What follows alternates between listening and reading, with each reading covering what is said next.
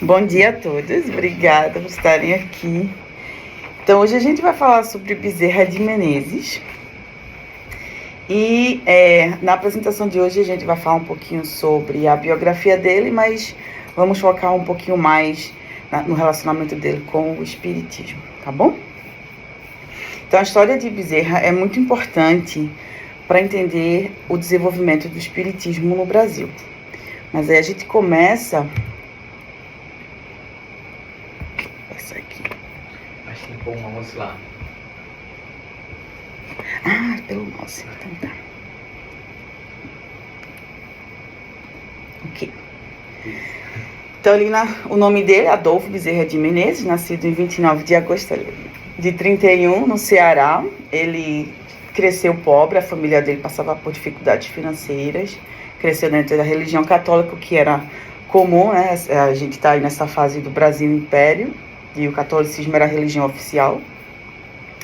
E o Bezerra conta que, quando ele era criança, ele já ouvia muita história no sertão, né, do Ceará, de aparições, casas mal-assombradas. Então, de certa maneira, ele, depois de adulto, ele dizia: eu era espírita sem saber, né? Então, desde novo que ele já ouvia histórias comuns do Nordeste, que todo mundo meio que cresce escutando, de vida após a morte, né? E do relacionamento entre mortos e vivos. E então, quando ele chega na juventude dele, ele sempre foi muito religioso, mas é aquela fase, eu acho que mais da rebeldia normal, né? Ele começa a ter dúvidas, porque as amizades, ele começou a ter amizades ateístas e tudo. Então, ele teve um pouquinho de dúvida ali, mas ele explica, né? Porque a fé dele não era firmada na razão. Então, a dúvida que surgiu era entre o entendimento racional e a questão religiosa, né? Mas ele diz: a mudança, porém, não foi radical. Nunca pude banir de todo a crença em Deus e na alma. Tive dúvida, fiquei cético, mas no fundo era deísta e animista. Então ele nunca perdeu a fé em Deus. O que ele tinha dúvida era sobre como faria sentido, né? Essa fé que ele entendia mais tradicional, com que ele começou a refletir com os amigos dele. Então ele diz que era deísta, no sentido, ele acreditava em Deus, e animismo sendo uma filosofia, um modo de pensar da medicina, de uma corrente da medicina, em que se acredita que toda origem vital vem do espírito, né? Então, dentro de uma corrente específica da medicina, se acredita no espírito ou na alma como sendo o local, a fonte vital, inclusive de patologias, né? Então ele acreditava que a alma existia e que era ela a fonte de toda a origem vital, inclusive de problemas de doenças também, né? Começando pelo espírito. Então, a história dele começa, obviamente, em 31, Kardec não tinha lançado ainda, né? O espiritismo ainda não tinha sido lançado, então não se conhecia. Mas o Brasil, em termos históricos, a gente tinha o cristianismo com o catolicismo, também havia as crenças africanas, e isso meio que facilitou, né, o entendimento espiritual na cultura brasileira também. Então, quando ele foi crescendo, ele se tornou estudante na Faculdade de Medicina do Rio, terminando o curso com 25 anos, em 56. Nessa fase, a gente começa a ver realmente a predisposição de Bezerra a ajudar aos outros, né? Então, ele sempre foi tido como uma pessoa muito exemplar na sua conduta, uma pessoa muito tranquila, que passava muita confiança na comunidade. E quando ele se tornou médico, abrindo uma clínica com um amigo, ele começou a ganhar a fama de ser o médico dos pobres, porque ele fazia muito pelas pessoas e não pensava no lucro que iria receber, né? Então, todas essas informações vêm do livro de Canuto Abreu, que se chama Bezerra de Menezes, e aí essa parte do livro também diz assim: ganhava aqui, ou seja, ele ganhava aqui, né, para gastar lá, Tão exatamente que, ao chegar ao fim do ano, o balanço acusava grande lucro, mas o cofre estava tísico. Então, o que é que Bezerra está dizendo aqui, né? Que ele recebia pagamento, mas ele despendia muito na ajuda às pessoas que não tinham.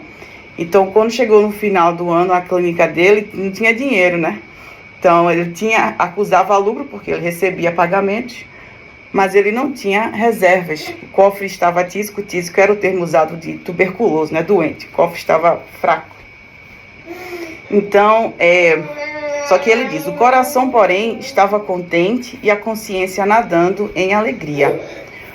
Esta exultava, banhada num oceano de eflúvios tão leves, tão límpidos, como deve ser o ar que respiram os habitantes dos mundos celestiais. Então, ele sentia grande alívio, né? Apesar de não ter muito lucro, de poder ter suficiente para ajudar essas pessoas mais pobres. Só uma coisinha. Ele tinha 2 consultórios Uhum. no Rio. Então ele tinha um consultório que atendia pessoas que tinham poder e pagava muito bem. E ele atendia também, ele tinha um consultório na Zona Norte, eu acho que era em Engenho de Dentro, que onde as pessoas não tinham condições e ele atendia de graça e ainda dava o dinheiro que ganhava para eles comprarem o remédio. Então deve ser isso que ele fala, o lucro ele tirava Tinha dos um clientes bom lucro, ricos mas e usava na... dava todo no outro consultório que ele atendia os que não tinham condições. Robin Muito Hood da medicina. Isso. E ele eventualmente, né, começou, que eu não tá na apresentação, mas ele eventualmente se torna um estudante da homeopatia também, né?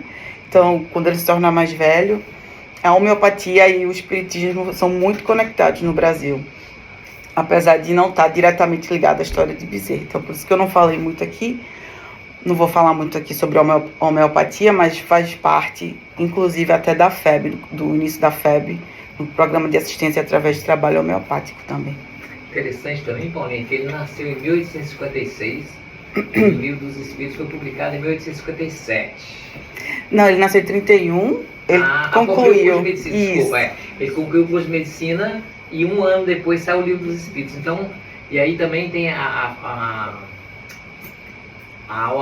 como é que chama? O Instituto Hahnemanniano, né? VHB. Naquela época também. Então parece que ele aproveitou o melhor de tudo na mesma E a programação do Dr. Bezerra para nascer no Brasil foi uma programação já de Ismael, que é o mentor do Brasil, né? Então ele já estava lá na programação, já estava acertado para ele nascer, ir para o Rio e ali desenvolver. Isso. Porque o Rio era, né, a capital do Brasil, então faz sentido que ele foi para o Rio, que era onde também começou muitos dos grupos espíritas no Brasil. Era de onde muita gente saía para a Europa para conhecer, né, e voltava os estudantes também. Então, era a conexão Brasil com a França ali no Rio, era muito forte. Então, aqui é só um exemplo de como ele pensava a medicina, né? O médico verdadeiro é isso. Não tem o direito de acabar a refeição, escolher a hora, de inquirir se é longe ou perto. O que não acode por estar com visitas, por ter trabalhado muito e achar-se fatigado, ou por ser alta a noite, mal o caminho ou o tempo, ficar longe ou no morro. O que sobretudo pede um carro a quem não tem com quem pagar a receita. Ou diz aquele e chora à porta que procure outro. Esse não é médico, é negociante de medicina, que trabalha para recolher capital e juros dos gastos da formatura. Então aqui ele está dizendo todas essas desculpas que podem surgir, né? Tá muito longe, tô muito cansado, não tenho como ir. Você não tem como me pagar, mas vai ter que pagar o meu transporte de volta, né? Então tudo que ele está dizendo aqui é o médico que pensa somente no que vai ganhar com o trabalho, não é um médico, é um negociante de medicina, né? É um desgraçado, e eu acho que a palavra desgraçado aqui, não no sentido que a gente usa hoje, é uma pessoa sem a graça, né? Sem a graça divina, desgraçado, que manda para outro o anjo da caridade, que lhe veio fazer uma visita, e lhe trazia a única espórtula que podia saciar a sede de riqueza do seu espírito, a única que jamais se perderá nos vai-vens da vida. Então, o que ele quis dizer?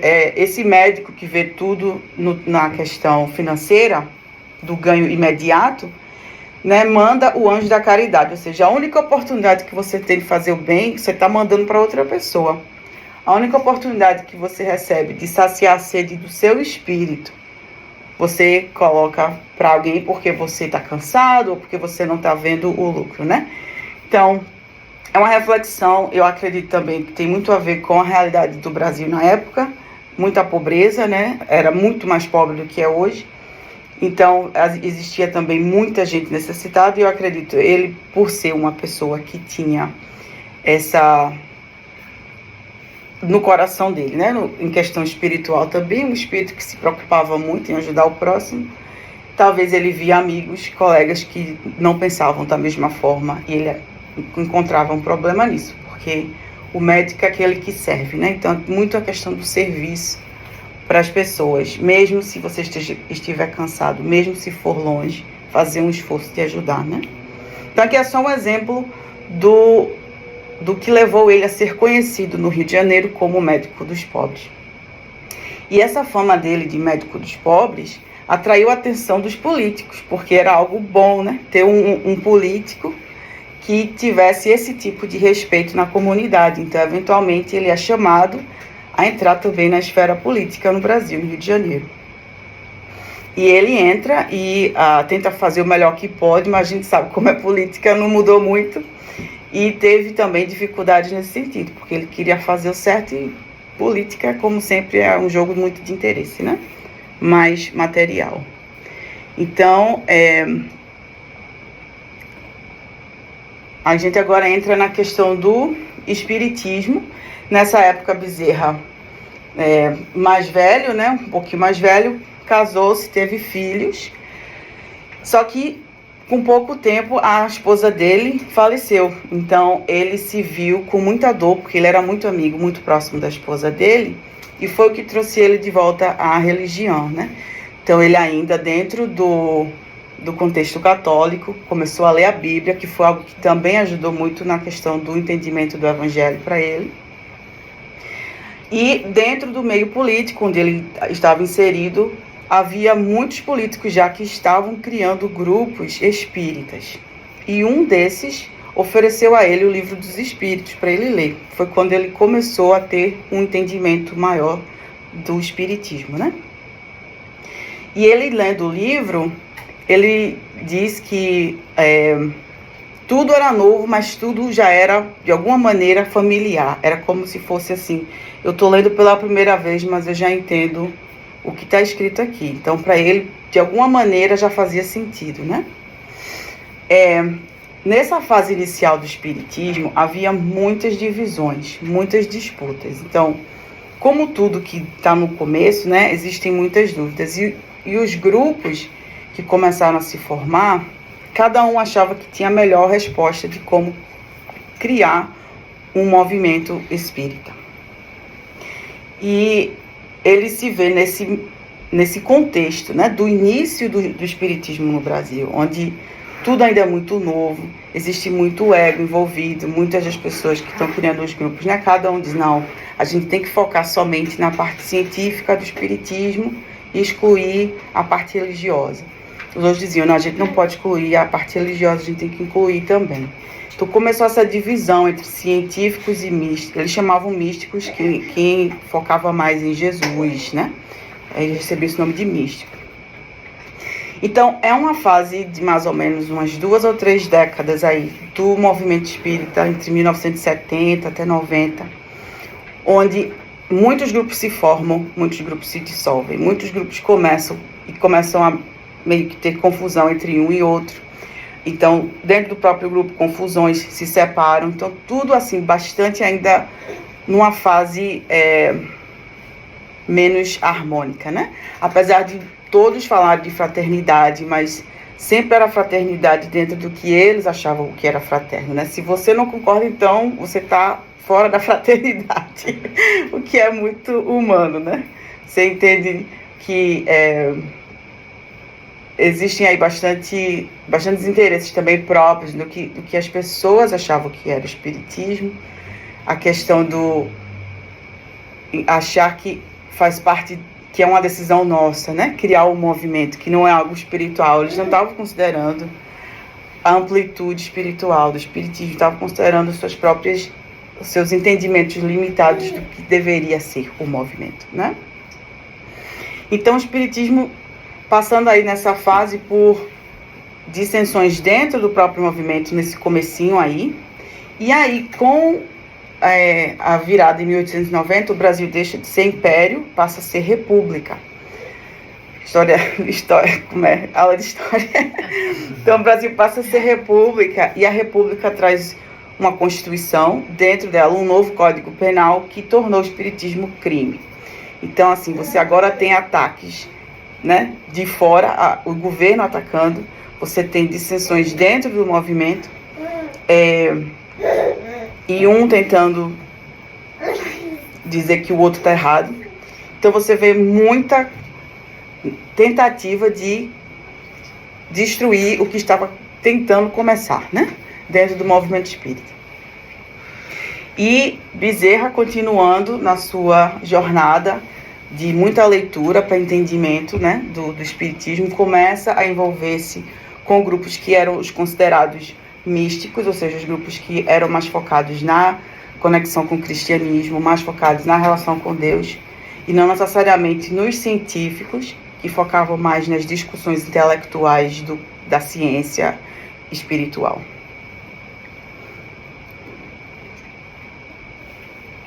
E aí, nesse movimento, 1874, pela primeira vez, né, que dentro de um grupo espírita chamado Confúcios, que também foi um grupo que sofreu com essas dissensões e disputas, que acabou encerrando suas atividades em apenas 3 anos, aparece Ismael com uma mensagem falando, né? A missão dos espíritas no Brasil é divulgar o evangelho em espírito e verdade. Os que quiserem bem cumprir o dever a que se obrigaram antes de nascer, deverão, pois, reunir-se debaixo deste pálio trinário. Pálio eu procurei, era como se fosse uma tendazinha que usavam antigamente nas procissões. Acho que ainda hoje talvez usem. E aí ele fala, o pálio trinário, Deus, Cristo e caridade. Onde estiver esta bandeira, aí estarei eu, Ismael. Não sei se tem como reduzir aqui, mas ele só diz assim, eu, Ismael. Ok. Tá? Então, Ismael vem e deixa claro qual é a missão do espiritismo. Por quê? Porque muitos grupos, cada um está dizendo que é uma missão diferente, né? E Ismael vem e centraliza que a bandeira do espiritismo no Brasil deve ser Deus, Cristo e caridade, né? Apesar disso, o que acontece dentro do próprio grupo Confúcios, pessoas discordando da mensagem de Ismael, dizendo, não é assim que deve ser, vamos separar e criar o nosso próprio grupo. Então, continua esse processo divisório dentro do movimento, desse iniciozinho do movimento, né? E aí vem a presença de Bezerra de Menezes. A Federação Espírita não fica isenta nesse momento também dessas dificuldades de divisão, que um grupo tenta assumir, dá errado, vem outro tenta assumir. E o objetivo era tentar unificar os grupos no Rio e unificar grupos que começaram a surgir fora do Rio também, mas não conseguiam. Sempre havia disputa de quem está certo e quem está errado, né? Então, o que acontece nesse período, em mais ou menos 1895, os grupos dentro da federação que tentavam criar trabalhos, criar maneiras de manter a federação funcionando, até tentando criar, por exemplo, grupos de estudo, maneiras de arrecadar dinheiro, começaram a perder força, né? Então, todos aqueles que focavam apenas em discussões intelectuais iam desaparecendo. Então, parecia meio que era uma regra, né? Todos que focavam muito no lado intelectual, científico, de trazer, misturando às vezes, né? Trazendo o kardecismo junto com outras filosofias, iam desaparecendo, iam surgindo outros, mas continuavam desaparecendo. Uma das coisas que apareceu na FEB foi o trabalho de assistência caritativa. Era o único que sobrevivia a todas essas dissensões. Sempre que desapareciam grupos mais intelectualizados, a assistência continuava forte, né? Então, sempre ajudando muita gente. Então, demonstrando claramente que o foco deveria ser serviço, né? O foco deveria ser, não o foco em si, nesses grupos, achando que eles têm a resposta, mas o foco em vamos utilizar isso a serviço do outro, né? E eu acho que é uma mensagem muito forte do que Ismael falou, do Deus, Cristo e caridade, porque foi a única parte, nesse momento do crescimento do Espiritismo, que deu certo. Foi a assistência que se manteve independente dos conflitos que estavam surgindo no topo. A base, que era assistência ali caladinha, as pessoas que faziam o trabalho de assistência sempre se mantendo durante os anos, né? Então, nesse período em que o movimento estava tentando se integrar, o grupo que assumiu, que era um grupo mais focado no cristianismo, convidou Bezerra de Menezes para se tornar o presidente da FEB. Ele, de início, ficou um pouco ansioso e receoso, porque ele disse, eu não sei como eu vou conseguir unir os mais cristãos com os que são mais científicos. E ele disse, eu vou dar a resposta quando eu conseguir falar com o meu mentor. Eu preciso entender se o meu mentor aceita, né? Se ele disser que sim, eu vou. Então ele foi para uma reunião mediúnica, onde ele recebeu a mensagem, ele perguntou, e disseram para ele, aceite, porque isso é um convite da espiritualidade. Apesar de os grupos acharem que é um convite humano, não é. Isso é um convite espiritual, para que ele fosse convidado à presidência da FEB. Então, quando houve a votação, os grupos que não eram a favor começaram a publicar artigos, tentando descaracterizar, tentando questionar o lado do grupo religioso, dizendo que ia tornar o espiritismo um pouco mais... basicamente questionando quais eram os objetivos de ter Bezerra de Menezes como presidente, né? Porque eles não queriam o estilo cristianizado do espiritismo. Então, apesar dessas dissensões e disputas, Bezerra de Menezes foi votado para ser presidente da Federação Espírita em 1895, e o que ele fez foi unificar pela primeira vez, né? Depois de quase 3 décadas de muito vai e vem, unificar a mensagem espírita debaixo da tutela de Ismael, Deus, Cristo e caridade. Então, o que a gente conhece hoje como espiritismo é graças a Deus primeiro e a Bezerra de Menezes por ter sido a maneira, né, que o espiritismo conseguiu aí se unir de tal forma que é a maneira como a gente entende o espiritismo hoje, né? O espiritismo no Brasil sob a unificação de Bezerra de Menezes. Essa assistência que tinha, né, que como os grupos intelectuais foram desaparecendo, as assistências ficavam, no caso, a sessão que tinha no passe, ou as câmeras, como... Do que eu entendi, o livro ele não entra em muito detalhe, mas o que eu entendi da assistência era serviço homeopático de saúde e serviço à pobreza.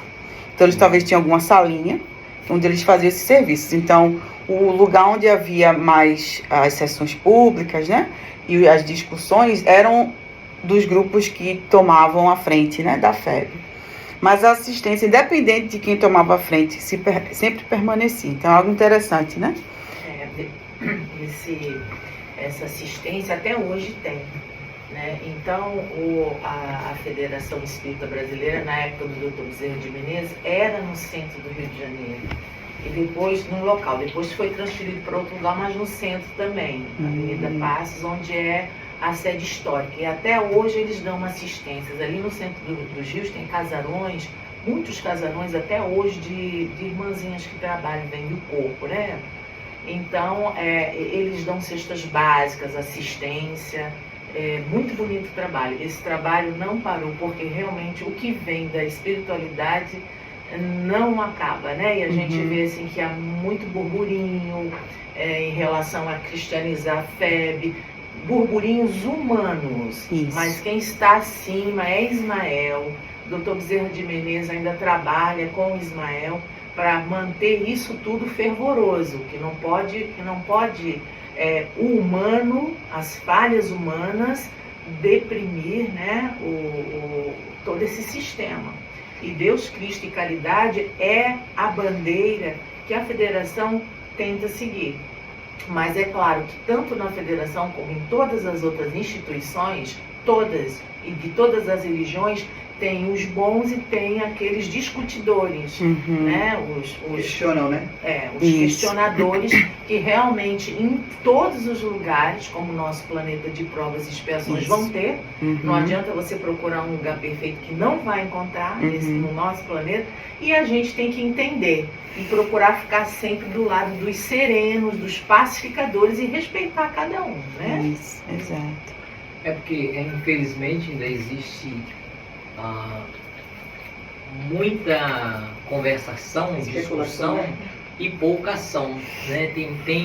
Isso vem lá dos fariseus, eram nós mesmos que estávamos lá e às vezes ficava horas e horas discutindo sem chegar a lugar nenhum, porque não tinha aquela base, não tinha vontade de confraternizar, tinha vontade de mostrar o ego, mostrar o conhecimento. Então, essa ideia do trabalho, da assistência é muito forte e ajuda bastante. Isso. E exatamente, né, Jane, como você falou, sempre vão haver desafios, mas faz parte também do crescimento do próprio espírita, né? Entender como funciona esse desafio. Como você falou muito bem, humano. Adorei, é bem humano. Os espíritos que estão lá estão trabalhando incansavelmente. Isso. E a gente se tornar a ferramenta o máximo possível, né?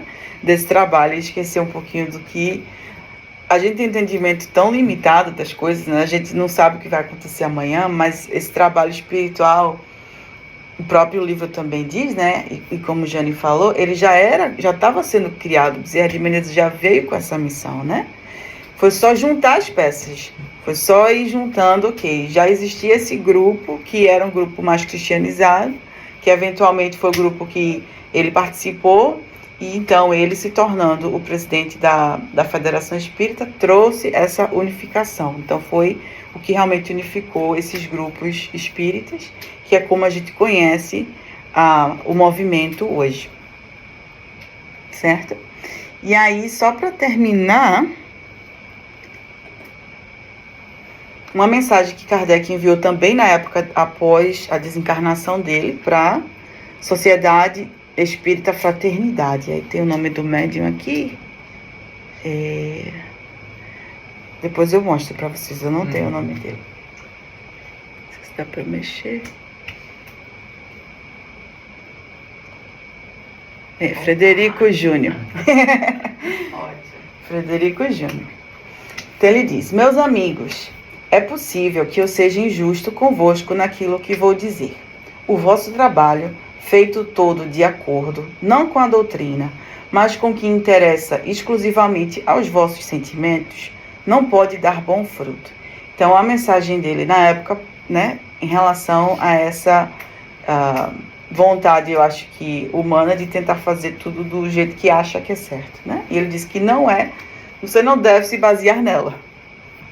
E aí, mais ou menos, no finalzinho da mensagem, ele diz: não vem absolutamente ao caso o reportar-vos as palavras de nosso Senhor Jesus Cristo, quando disse que a luz não se fez para ser colocada debaixo do alqueire.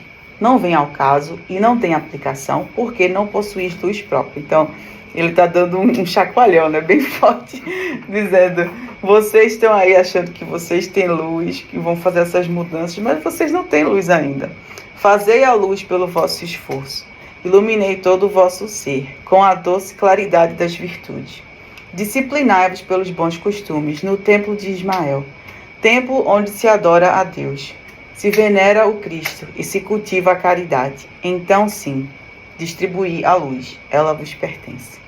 Então, né, é uma chamada bem poética e séria de que, primeiro, trabalhe na sua luz, né? É sempre essa ideia da reforma íntima muito forte. E aí você vai ter como oferecê-la, porque no momento você ainda não tem. E é dentro, o que eu quis mostrar é que, apesar de todas essas dissensões, com aquela mensagem de Ismael, o trabalho de Bezerra e a mensagem de Kardec sempre traz Deus, Cristo e caridade, né? Então, os três bastante unificados, e é por isso que a gente vê o Espiritismo da maneira como a gente conhece hoje. E, se Deus quiser, podemos também participar dentro desse trio aí. Deus, Cristo e caridade, não esquecendo que é dessa maneira que a gente consegue manter, né, a doutrina e aprender com ela e nos tornarmos melhores também para servir as outras pessoas através dela. E é isso, obrigada. Obrigada.